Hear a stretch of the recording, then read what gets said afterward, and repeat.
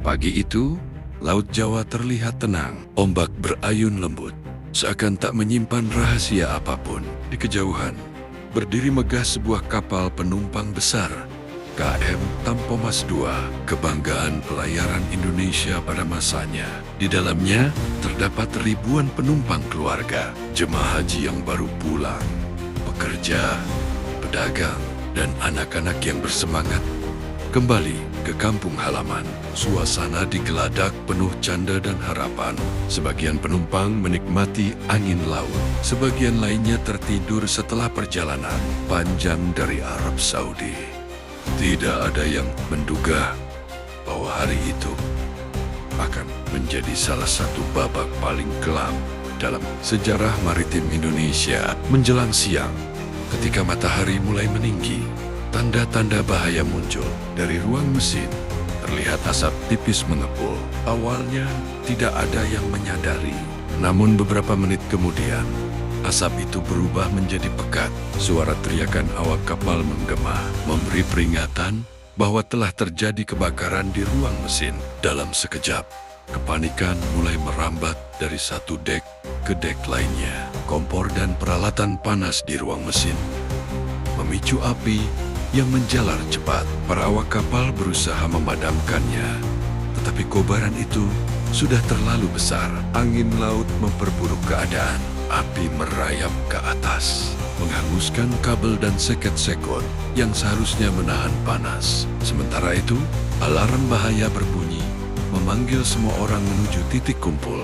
Digeladak, suasana berubah menjadi lautan kepanikan. Para ibu menggenggam erat tangan anak-anak mereka, sementara para lelaki berusaha membantu satu sama lain mencari jalan keluar. Beberapa orang mencoba melompat ke laut, berharap keselamatan dari ombak yang luas. Namun laut bukanlah tempat yang ramah. Ketika api semakin membesar, awak kapal mulai menurunkan skoci.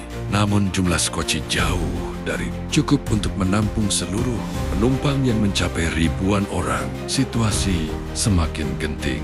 Ledakan kecil terjadi di bagian dalam kapal, membuat banyak penumpang terlempar dan terjatuh.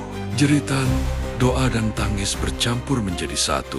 Beberapa kapal kecil yang berada tidak jauh mulai berdatangan. Mereka melihat gumpalan asap hitam membumbung ke langit. Kapal-kapal penyelamat itu berusaha mendekat, tetapi api sudah membungkus sebagian besar badan kapal.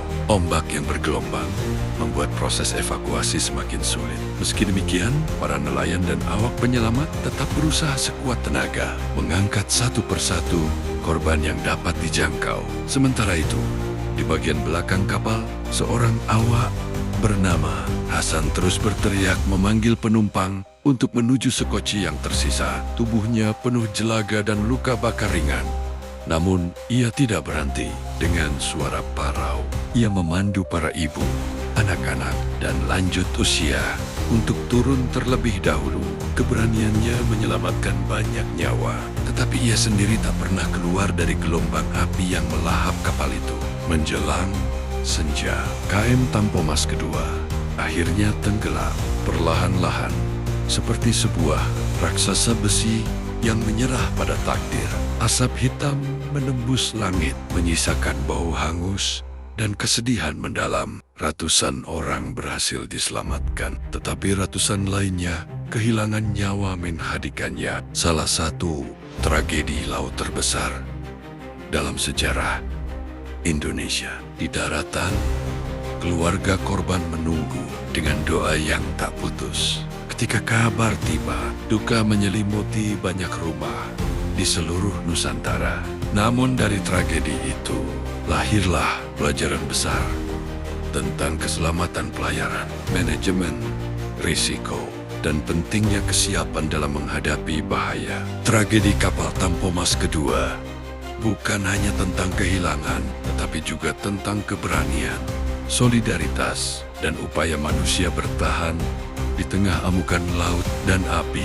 Hingga kini, kisah itu tetap dikenang sebagai pengingat betapa berharganya setiap nyawa dan pentingnya keselamatan dalam setiap perjalanan.